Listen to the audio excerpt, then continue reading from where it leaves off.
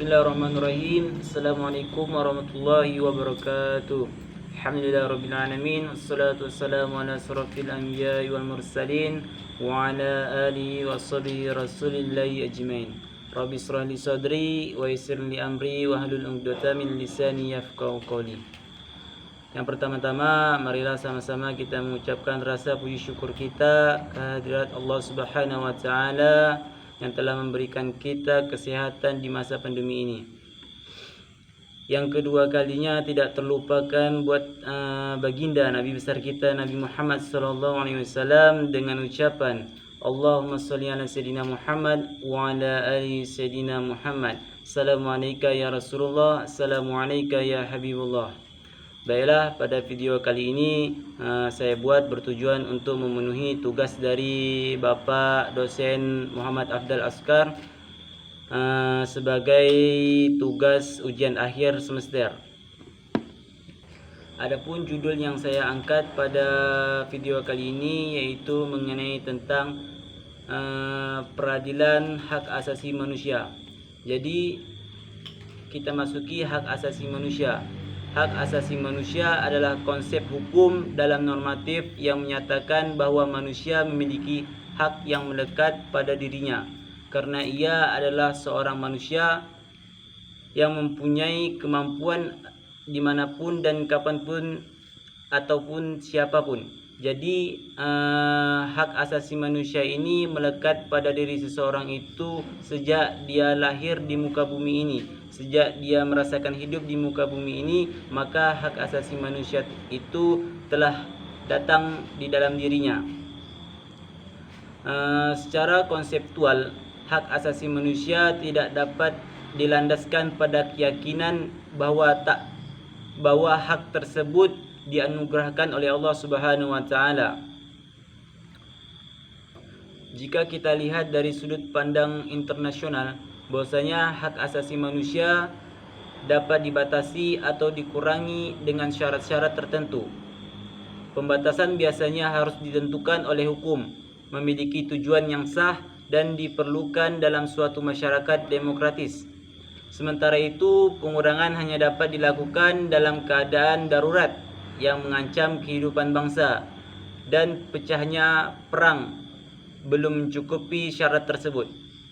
Selama perang, hukum kemanusiaan internasional berlaku sebagai lex specialis.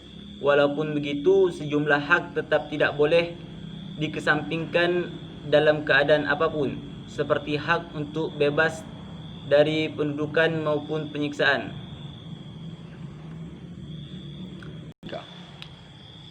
Perkembangan pemikiran hak asasi manusia di Indonesia.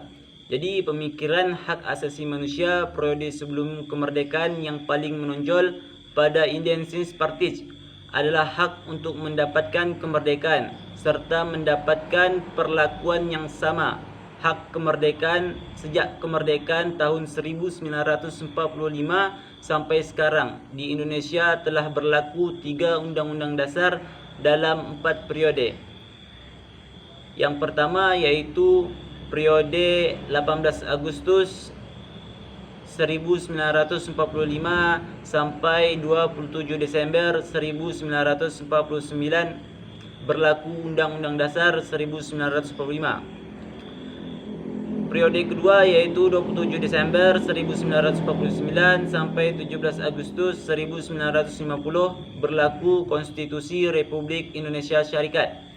Yang ketiga yaitu periode 17 Agustus sampai 5 Juli 1959 berlaku Undang-Undang Dasar 1950.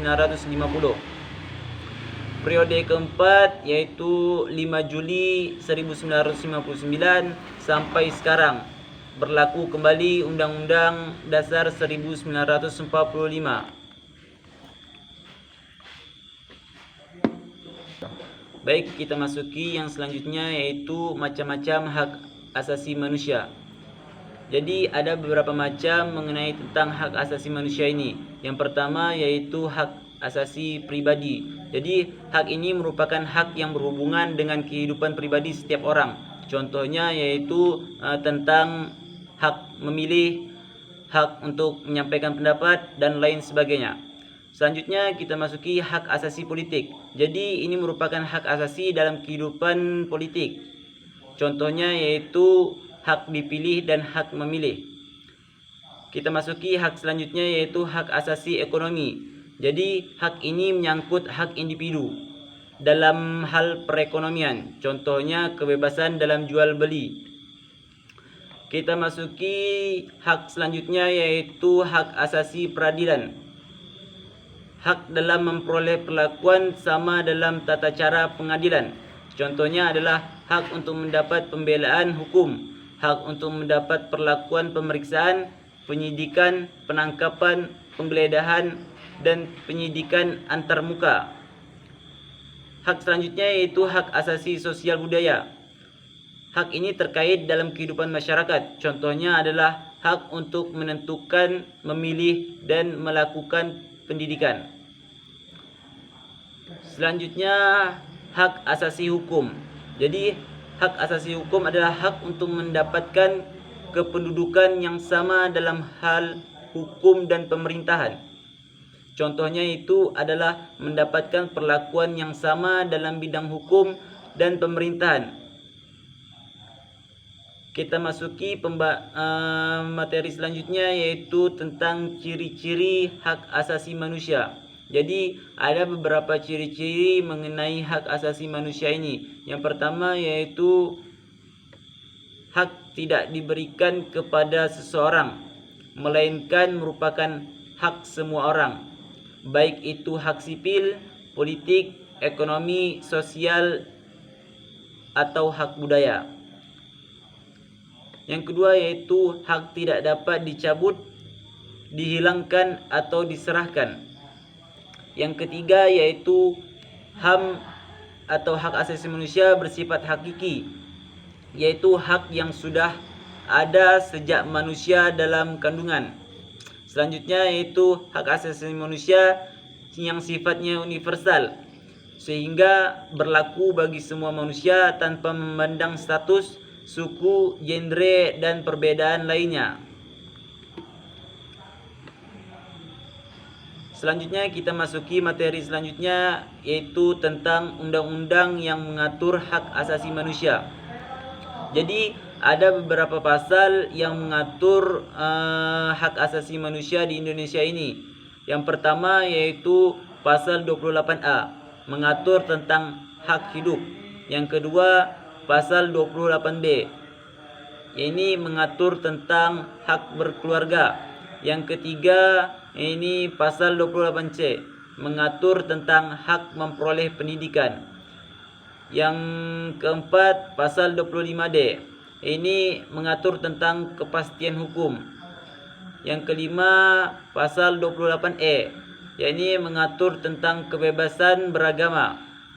Yang keenam pasal 28F ini mengatur tentang komunikasi dan informasi. Yang terakhir yaitu pasal 28G tentang kesejahteraan dan jaminan sosial. Jadi itulah materi yang bisa saya sampaikan tentang hak asasi manusia di Indonesia. Apabila terjadi kesalahan saya mohon maaf, lebih dan kurang saya akhiri. Assalamualaikum warahmatullahi wabarakatuh.